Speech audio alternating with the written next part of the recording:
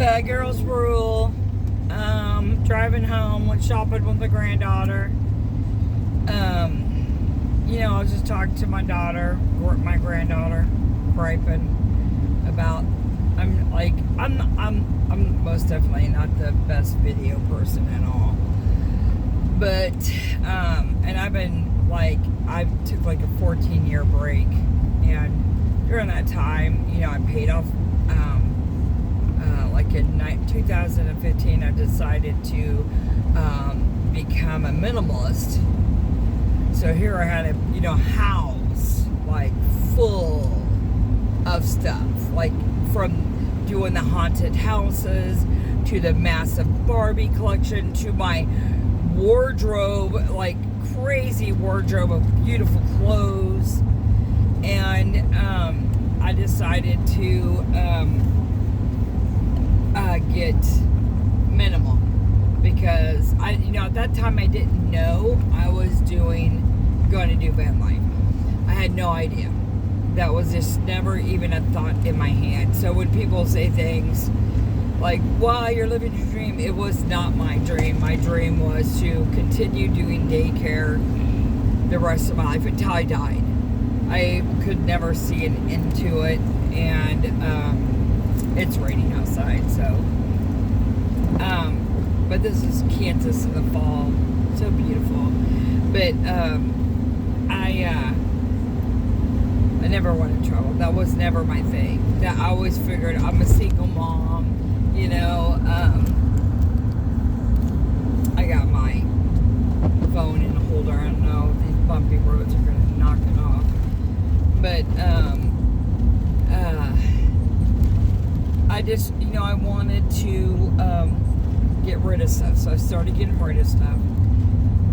Taking stuff to donations, giving it away to friends.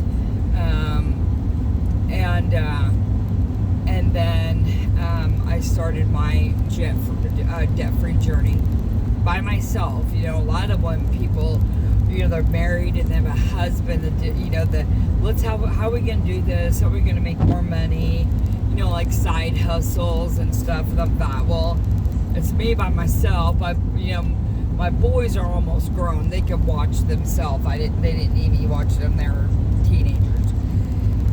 So I could really work as many jobs as I wanted.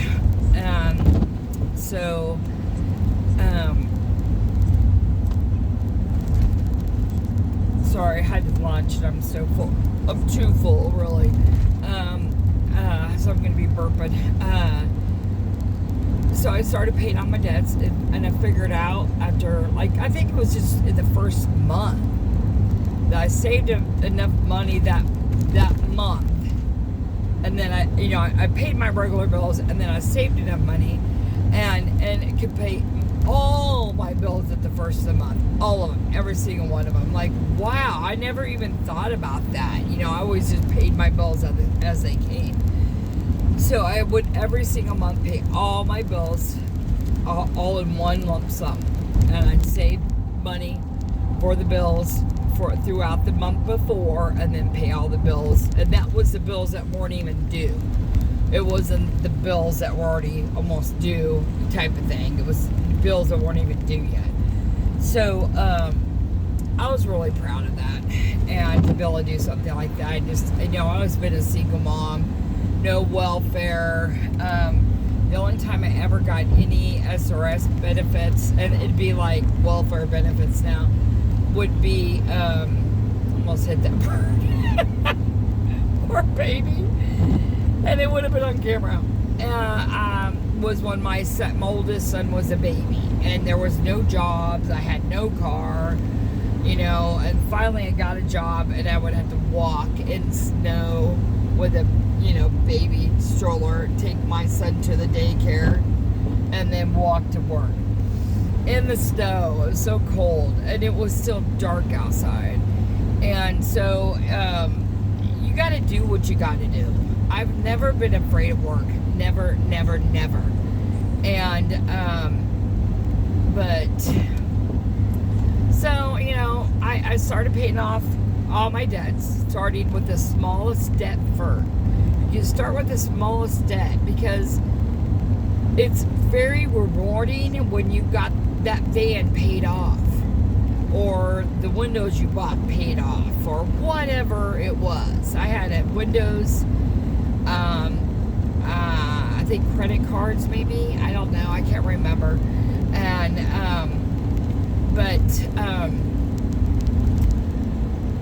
so, and then that was like in I think I started in 2014 or 2000, but I think it was 2015 in February.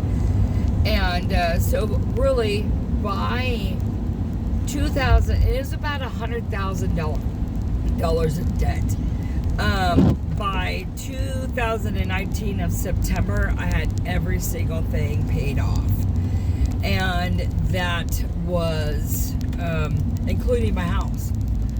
So then I started saving like crazy. And by then I already knew, I thought, oh my God, I don't have no debt. Why do I need, my kids are almost out of the house. I don't even need a house. And I could get a little tiny apartment. But I was, I was doing daycare. If I was doing daycare, I would stay in the house for sure. Because I already had an awesome setup for my daycare. And, but then I thought, I could travel. In the midsection of paying my debts off, I realized I could do it. And I was doing it by myself. Nobody helping me. I was working 92 hours a week. And December the 2nd, 2021, I had a stroke. And it was not good. Not good at all. And the doctor had even told my son that I probably was going to die. Because I kept wondering why they were crying so hard. I couldn't really, I was kind of out of it because I was getting very, upset because I was laying down in bed. And it had already been like a couple of days. So I just kind of lost my shit. That's what I do. I can't stand being in a bed like that. No way. Not even if I have the flu, I would still get up to go to the bathroom or get up to get a drink, at least getting up a little bit. But after a stroke, you have to have other people help you. And I'm a big woman. But, I think, after I had my stroke, my legs could hold my weight. And I'm like 350 pounds. And I can be honest about my weight. I have no problem. And I can be 20 pounds even heavier than that. I don't know. I don't weigh myself. And but my body could hold my weight because it had kind of like, I would call it like muscle memory.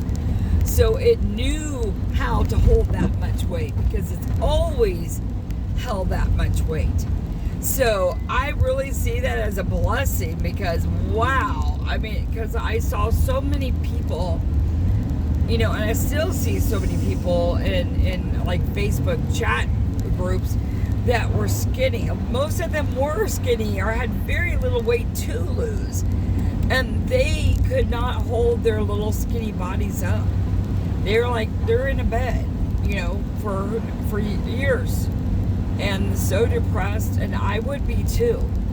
And I would be like wanting to do horrible things to myself if I had to live like that, because I could not live like that.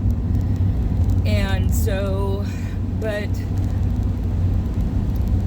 life goes on, and we try to make the best of it. So I paid all my doctor bills off, the ambulance, the doctor, and so I had to pay, all that off on top of my debt, and so, but because I didn't have insurance, I was able to get it reduced. And they reduced it like, wow, like so much. I was crying. They reduced it from like $65,000 to $14,000. I crap my pants. I was so happy. And so I paid that off like in 5 months. I paid everything off, but I decided also that I did not want to spend money on therapy, physical therapy, speech therapy, fine motor skills type of therapy. I did it all myself. So I learned how to write. I 100% lost my singing voice. I talked like I was mentally handicapped, not, and people, I learned a whole new thing when I hear, handicapped people complaining about being treated different. I 100% experienced it. But I am a fucking bitch. And I may not be able to talk good like when I had this stroke. And sometimes even now I have problems with certain words. Or I get tired and I kind of slur a little bit. And that's just my life now, But you know what? I could cuss like a drunk sailor and have that kind of a voice in it, and it's kind of confusing to people when you're ripping their ass for treating you different because you sound different, or you walk different, or you are different. And you know what? I take great pride in myself, and it's like F you, I had to fight to get to where I am now. And so, anybody who's had any type of stroke, whether it be, blood clot, high blood pressure, little stroke, big stroke, it does not matter. You see these beautiful trees, because the trees change colors down here, and they're just so just look at that orange tree, isn't that beautiful? And some green on it. But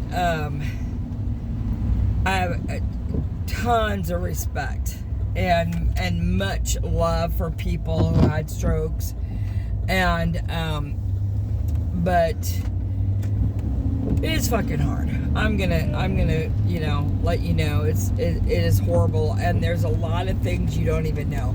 Like, I thought you only had the stroke on the left side, so I'm like, I'm not having a stroke, and I'll have to, it's hard to even talk about, but I made it. I'm like so proud.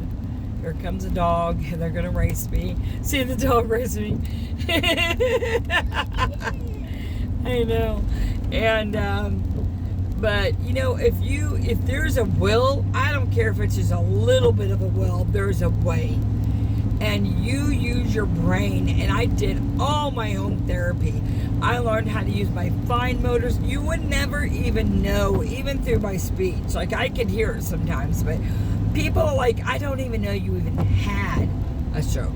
And I'm like, it was enough that they thought I was going to die.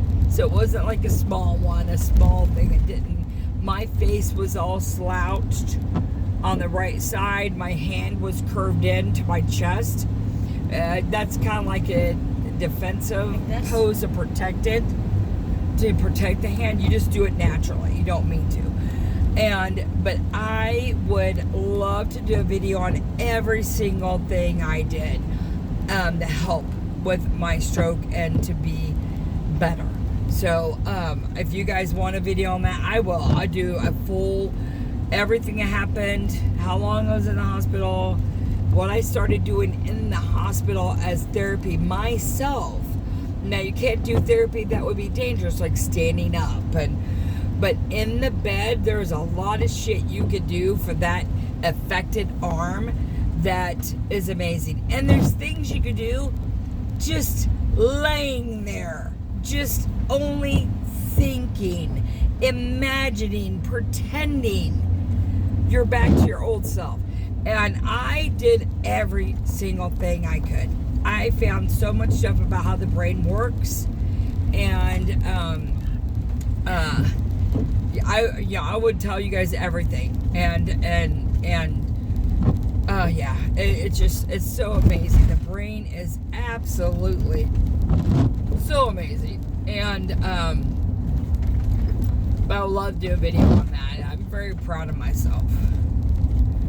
So, and me and my grandkids, having to, I started back after my stroke. I know you guys are going to say I'm freaking crazy. That's the old house I used to live in. And that we just went by. I went back to doing daycare 2 weeks later. And my son took off 12 weeks of work. And, which I didn't even need that much. And then they were at my house probably helping me with a daycare because I couldn't even use a can opener. But I could do therapy and still be making money because my son and his wife was helping me. And she worked at evenings, so she could help. And she's always such a good support. My daughter-in-law, both my daughter-in-laws are amazing. And so, it's just, if there's a will, there's a way. And I'm a big woman, and I stomped it. I stomped that stroke in the ass. And I want everyone, and you never stop healing from a stroke. So it isn't like those first 2 or 3 or 4 months you better hurry and get most of your shit back. No, that's not how it works. I'm still to this day getting stuff back when it comes to singing, walking faster. Because Beans was like, Grandma, is your leg better? And I'm like, kind of. But I said I'm able to walk faster also. And so I'm just always keep pushing yourself to do better. And that's what, even without a stroke in your life, make yourself a better person. Be more loving and kind to people. Understand that other people are going through shit too. And because this is just really a hard time in the universe and the world. It is so much shit going on.